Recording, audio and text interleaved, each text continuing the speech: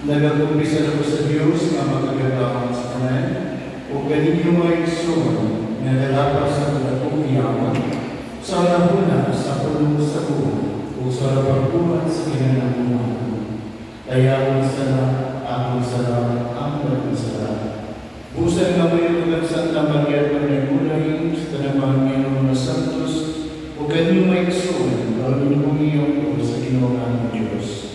Talihan kita sa Diyos na magkaon sa tanan, pasayon sa tumasaraw ng pinanian ng Diyos sa kinabubugan. Kaluy kami, Ginoo, dahil nakasala kami, mo ipakita.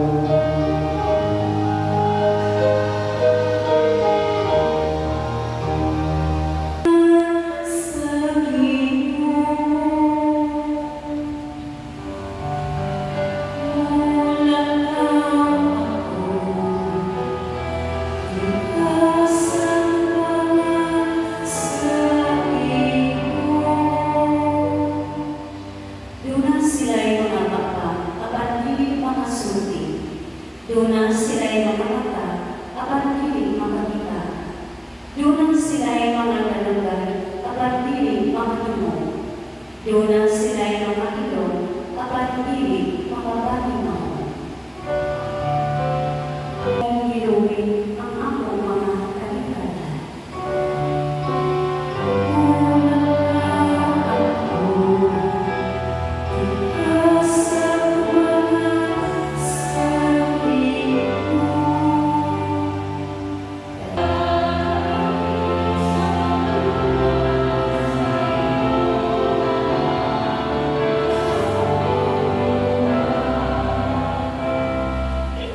Ang Ginoo mana ang Santos Evangelio sumala sa Juan. Pagabot ni Jesus, sa bahay ng kapitan ng kapatihan, kailan ni Johan ay kumpa ni Kristo ay para sa kanyang. Ang kamatayan sa Kristo karon nagpamatuon na sa ng kamatayan sa kamisyan. Misteri umikan kay di matungkad sa pagkaman ng pangalaman. Ulod sa kasihanan sa Diyos, sa iyang pag-awi sa atong kahilawan ng kinabuhi. Kung kitang tao ang nakapagpupon, tingali usa sa mga patawag na itong kasihanan o na usa na tao kami ng kaon sa Diyos, mauang iyong pangalaman. Ang klase sa kinabuhi ay ikuinan ng kagunanan. Bukan ba? Kung magsungkulan ng Kristo, kung kita po ang pagpupulan, di pa ang mamatay si Job.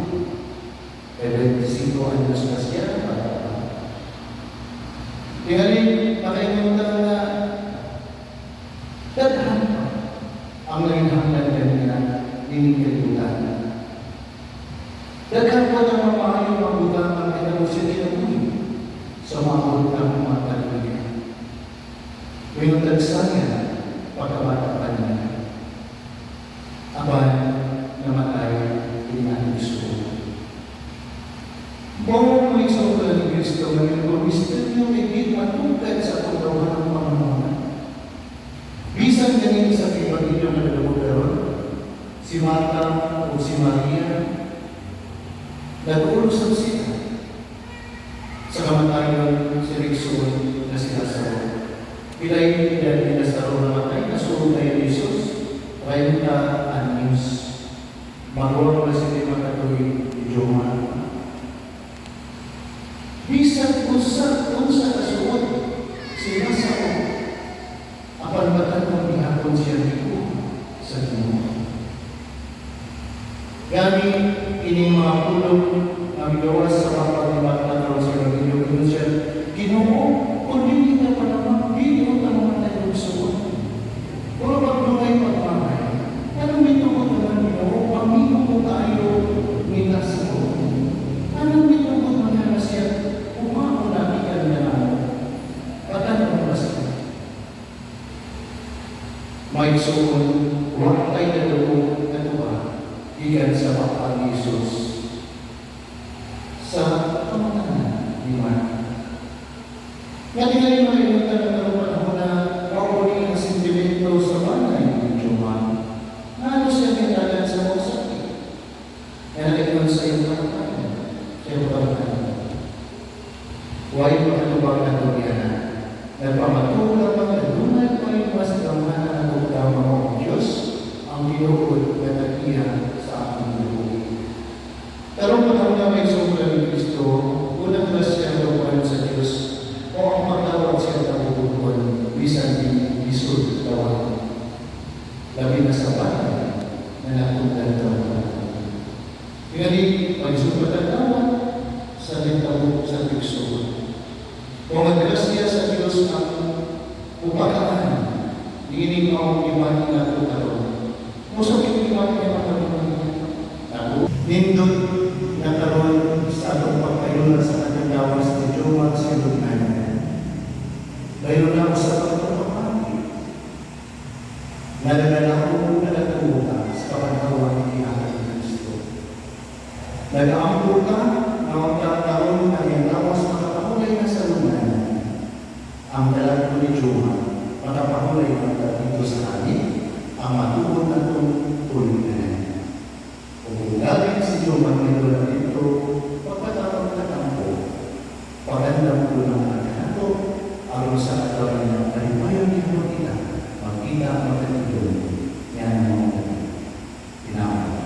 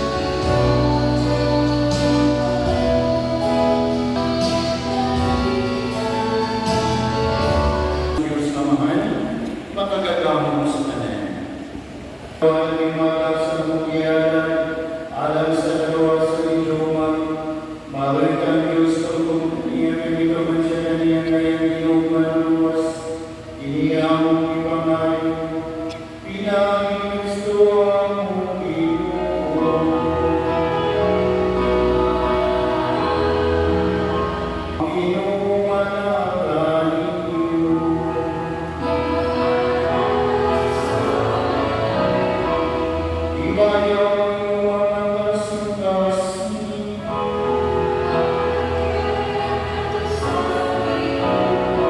Ang kasalanan sa Panginoon Diyos.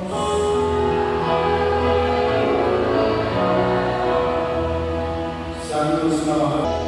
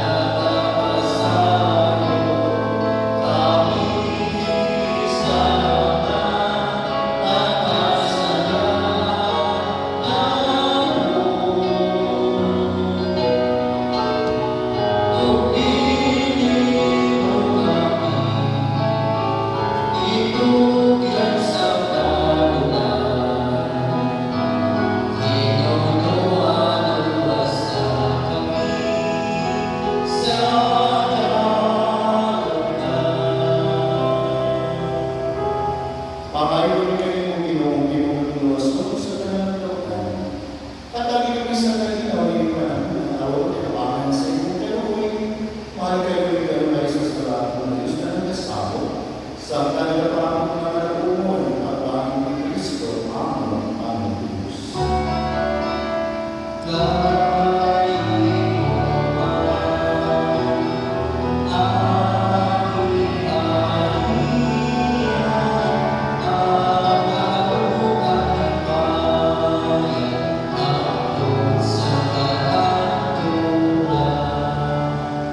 Ginoong Kristo yung sa mga apostoles at kalinaw niya ang harap na hindi.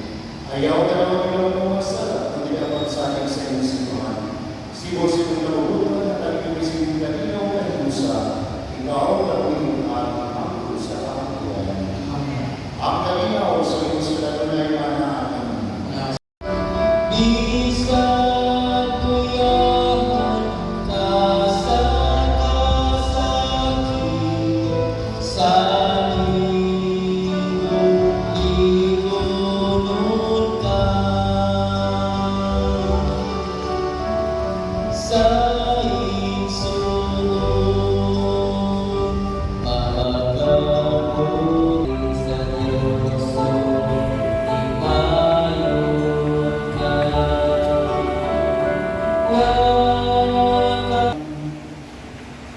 Ginoong ang Diyos si Kristo may manan niya kaganaman sa trabaho siya lawas suko. Ituod naman niya pinagin sa Diyos ni Roman.